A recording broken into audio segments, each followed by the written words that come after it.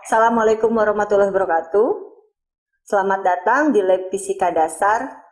Hari ini kami akan menerangkan tentang pengenalan alat ukur yang akan digunakan di mata kuliah Eksperimen Fisika Dasar 1. Ada penanda dalam alat ukur, sebuah alat ukur. Penandanya bisa berupa skala, jarum penunjuk, display atau hasil pengukurannya langsung, maupun indikator lain berupa tombol-tombol.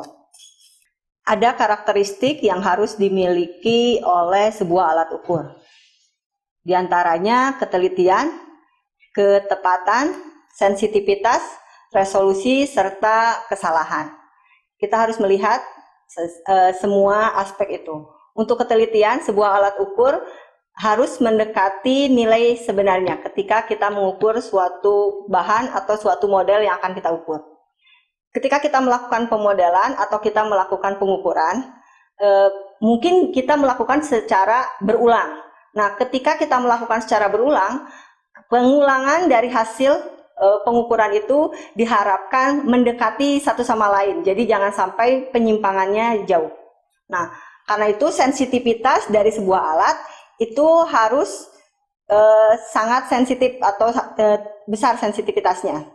Begitu juga dengan resolusi yang ditampilkan dari sebuah alat ukur itu harus memiliki resolusi yang tinggi. Jadi dia dapat mengukur respon yang sekecil-kecilnya.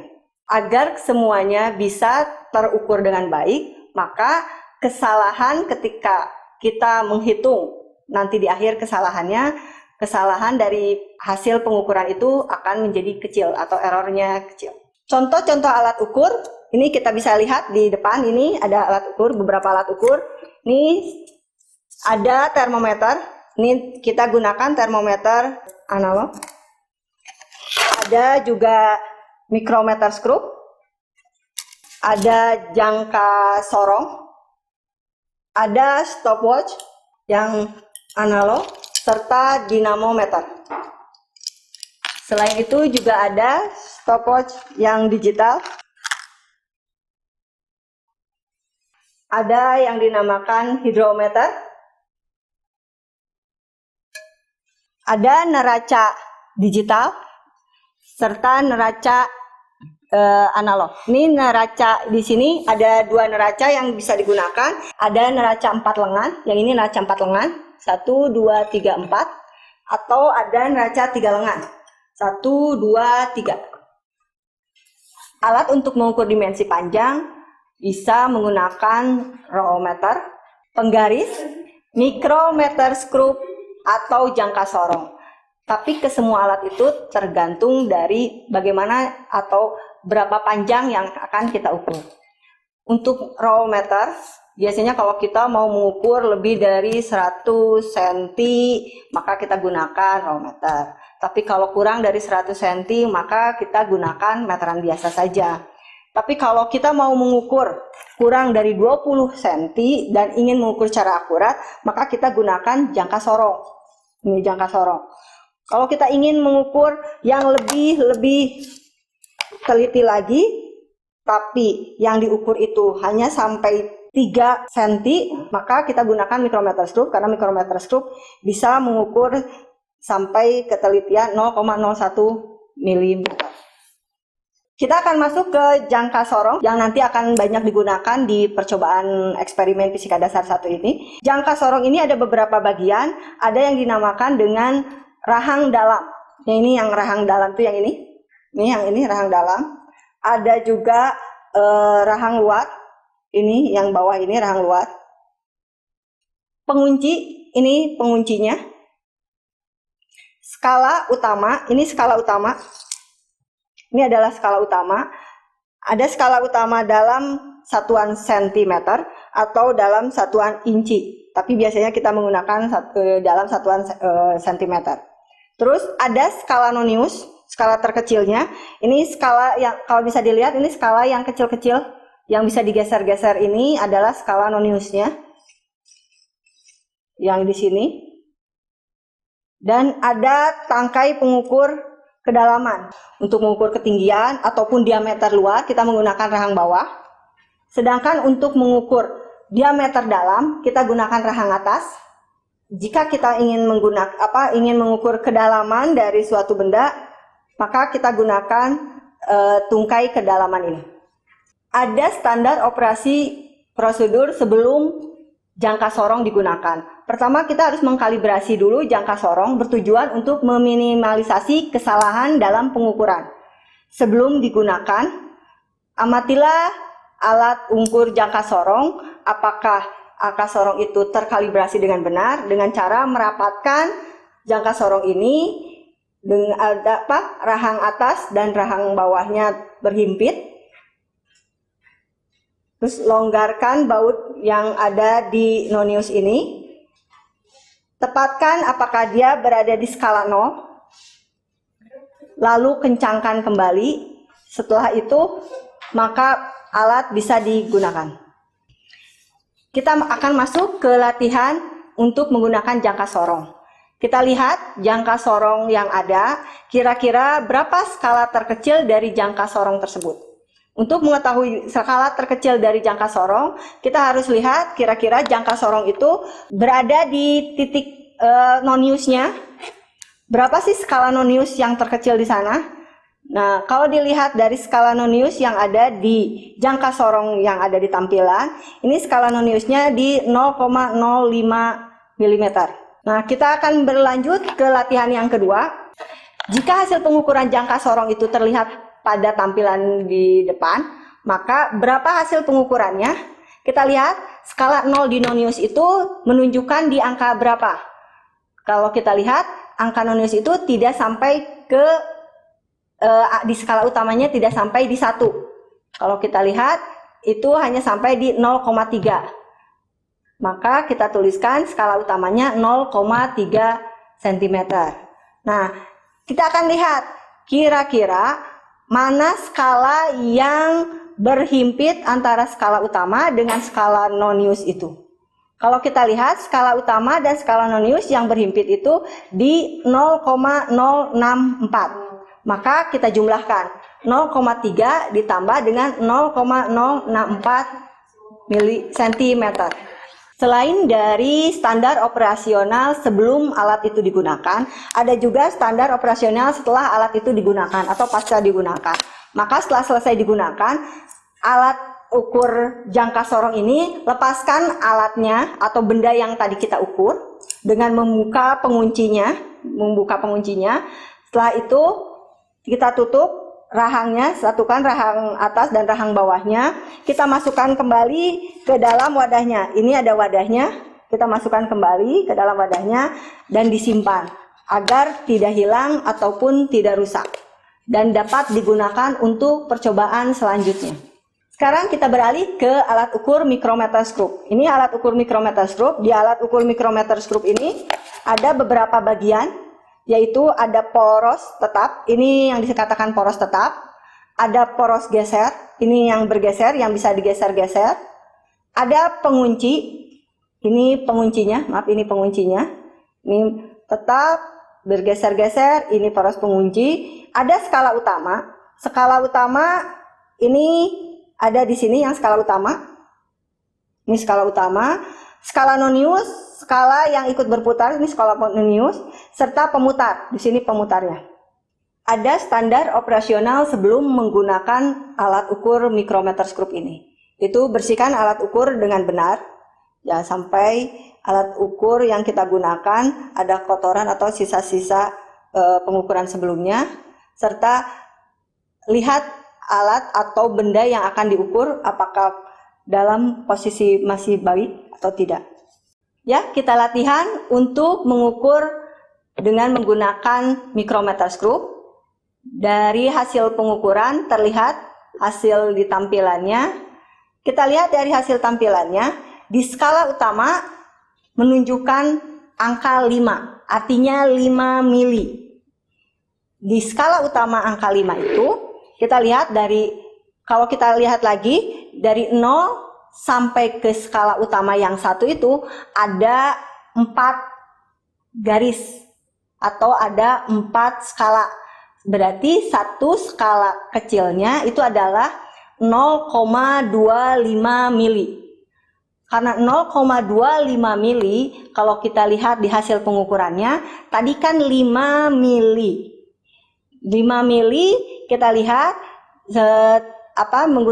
lihat di tanda panah warna hijau itu ada 3 skala yang terlalui, berarti 0,75. 0,75. Nah, setelah itu hasil noniusnya kita lihat skala yang berhimpit di nonius dengan skala utama.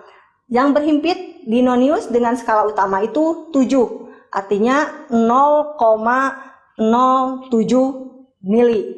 Maka kita jumlahkan hasil yang kita lakukan. Tadi ada 5 mili ditambah 0,75 ditambah 0,07, maka hasilnya adalah 5,82 mm.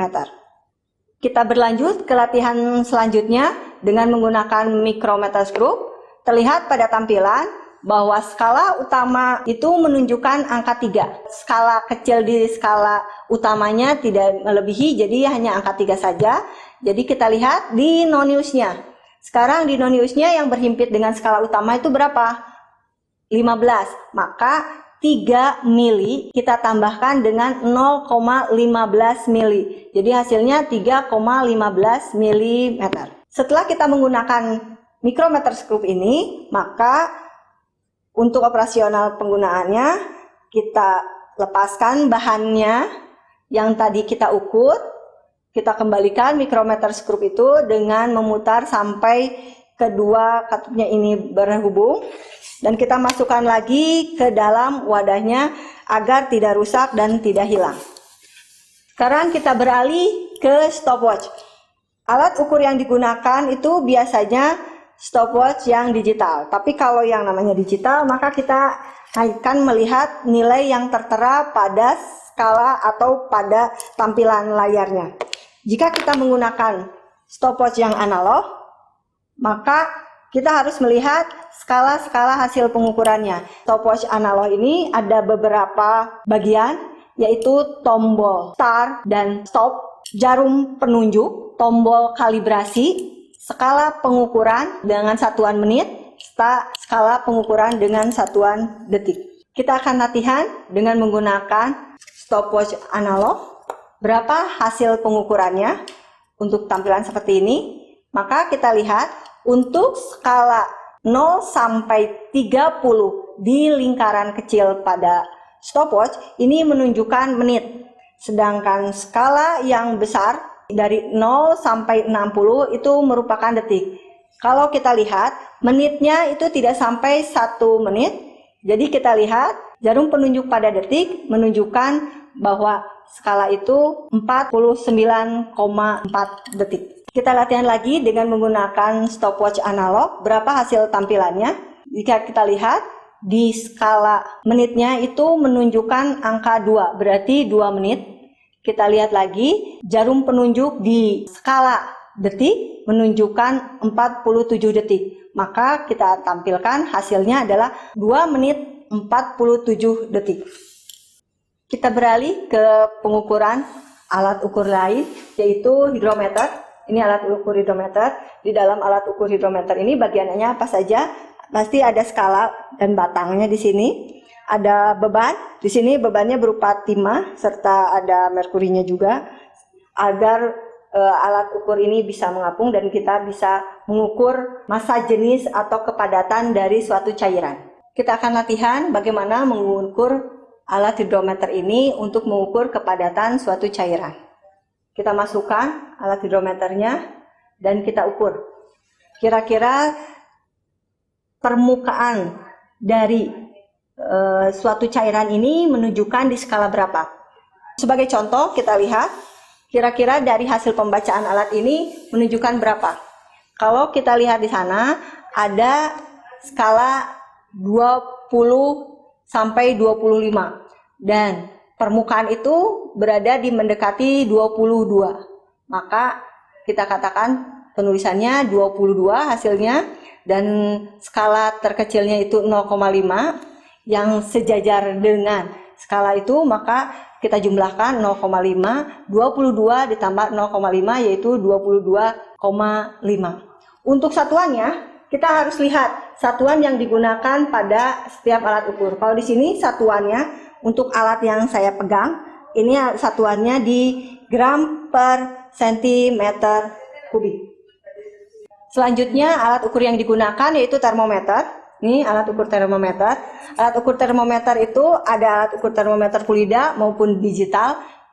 Kalau digital seperti yang kita lihat atau yang kita gunakan dengan mudah karena langsung tertera angka pada tampilannya. Sedangkan fluida kita harus membaca skalanya.